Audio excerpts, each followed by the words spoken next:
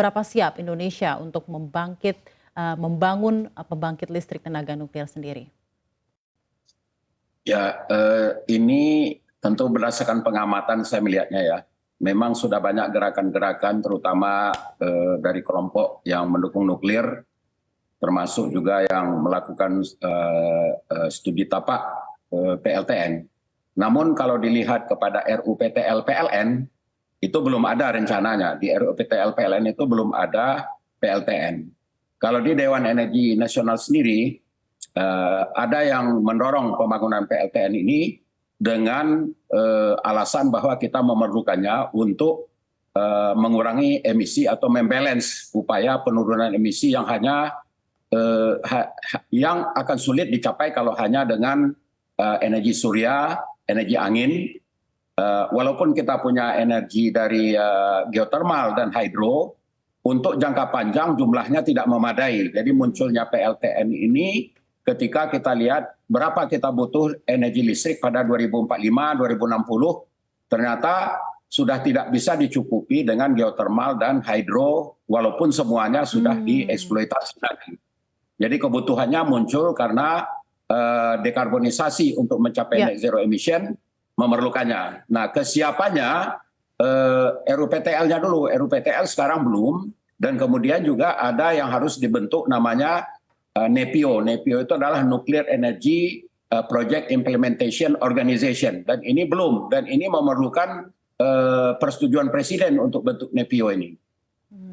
Dalam hal ini seperti yang tadi Anda sampaikan Pak Herman, PLTN untuk RUPTL sendiri belum ada. Nah, jika mengacu pada RUPTL di tahun berapa nih kira-kira PLTN akan masuk atau beroperasi? Harus dimunculkan dulu sebenarnya di RUKN. Kalau di kebijakan energi nasional yang masih berlaku, yang belum direvisi, PP 79 tahun 2014, PLTN itu pilihan terakhir. Itu bunyinya di PP 79. Di draft PP Ken yang baru, nuklir itu masuk. Nah, di situ disebutkan di draft itu akan masuk pada tahun 2032 atas usulan yang lebih mendalami nuklir. Saya sendiri itu netral aja. Saya kalau murah ya apa saja oke gitu. Jadi 2032 ya Pak di RUKN itu Pak? Ya. Bukan, di draft RPP Ken. Oke, di draft RPP. 200 MW, jadi tidak skala besar seperti yang dibangun di negara maju. Dulu Pak Menteri ESDM Pak Arifin juga bilangnya, ya kita bisa coba, tapi nggak usah besar-besar dulu, 100 atau 200 MW. Dan kemudian juga kita tidak bangun di daerah yang padat penduduk, dan juga di daerah yang rawan gempa gitu.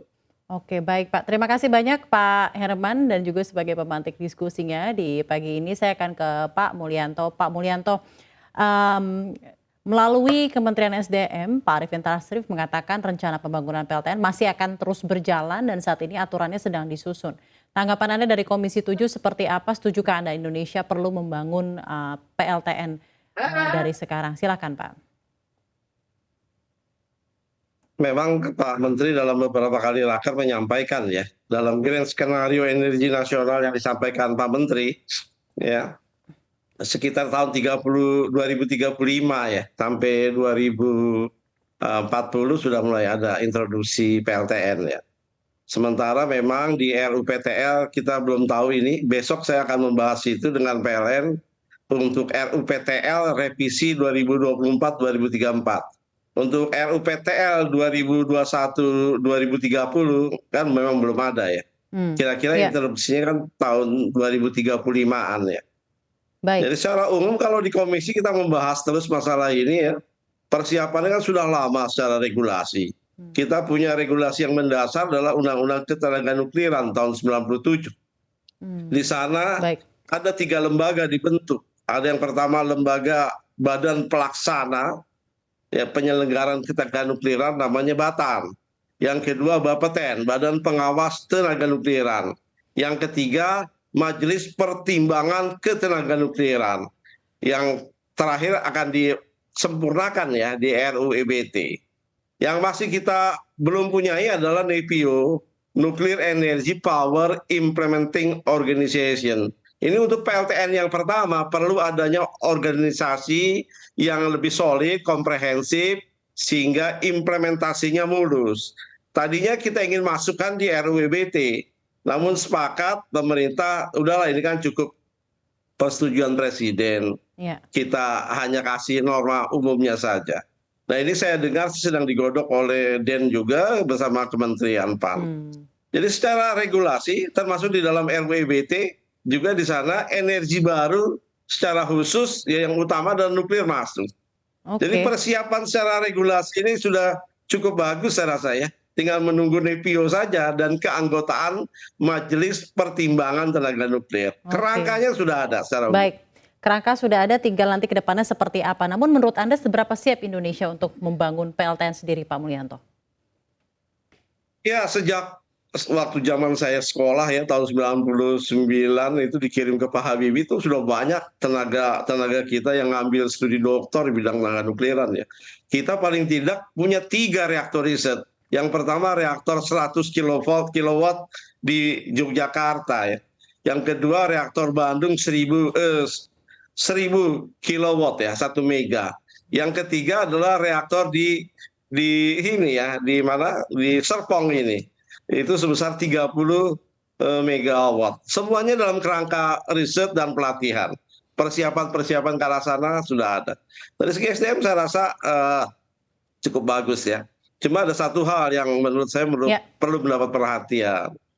Badan pelaksana yang ada sekarang itu, Badan Tenaga Nuklir, itu kan sudah dibubarkan, sudah dilebur ke dalam BRIN, Badan Riset dan Inovasi Nasional. Ini yang saya sayangkan. Jadi pemerintah kalau memang serius ingin go nuklir, Batan ini harus dihidupkan kembali. Baik, gitu, Pak. Terima kasih Pak Mulyanto. Saya ingin tanggapannya langsung kepada Pak Darnel. Badan Pelaksana untuk Nuklir dibubarkan dan dileburkan ke BRIN. Dari Pak Darnel sendiri ada tanggapan mengenai apa yang disampaikan? Ya, kalau yang umum dilakukan di negara lain dan juga yang direkomendasikan oleh International Atomic Energy Organization (IAEA) adalah membentuk NEPIO tadi, Nuclear Energy Project Implementation Organization. Nah, NEPIO ini di banyak negara itu ketuanya presiden. Nah, sekarang kalau NEPIO didirikan, itu barangkali orang-orang yang di Batan sebelumnya bisa masuk sebagian ke situ. Dan yang perlu dipersiapkan itu sebetulnya adalah, kalau menurut saya ya, walaupun undang-undang sudah ada, masih banyak yang perlu dipersiapkan. Jadi pertama itu adalah mempersiapkan keputusan ya atau tidak. Ya atau tidak itu di presiden dan parlemen.